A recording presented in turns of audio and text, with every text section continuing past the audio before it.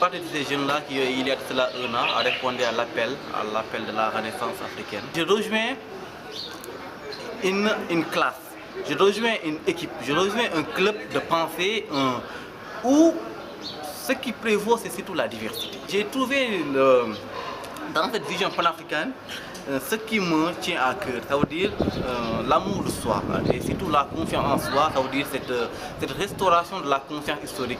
Je suis pour un panafricanisme de l'universel, ça veut dire pas un panafricanisme de jugement. Et ça, j'ai vu ça aller en phase avec le projet que je porte depuis 2009 à travers une association qui s'appelle Architectes Libyens, dont la mission est de promouvoir l'engagement citoyen et l'instruction civique. Pas éducation civique, mais l'instruction civique, ça veut dire de former des citoyens engagés qui sont compétents et conscients de leur mission. On se définit surtout comme des jeunes entrepreneurs, des gens qui ont soif de savoir, soif de surtout de notre monde. Aujourd'hui, on est dans cette logique-là de transmission, de réception de savoir et aussi de se poser des questions qui nous concernent et qui nous interpellent. Il y a beaucoup de gens qui disent oh, on est panafricaniste, oh, on va s'engager, mais vous s'engagez avec quoi? Est-ce qu'on avait les moyens de nos engagements? Non, ce que nous voulons, c'est dire un engagement qui passe par la formation. Nous avons besoin d'une formation, de savoir le pourquoi et comment. Je suis là pour discuter avec les jeunes sur la question centrale de l'intégration africaine et les enjeux de gouvernance qui interpellent nos systèmes de gouvernance politique, économique, social, etc.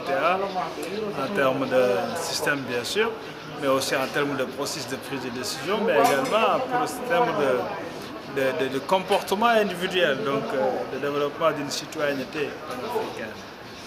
Et enfin, de stratégie. Comment amener maintenant notre jeunesse à être beaucoup sur la stratégie, plus que sur la victimisation, sur la gestion du quotidien, des contingences, etc.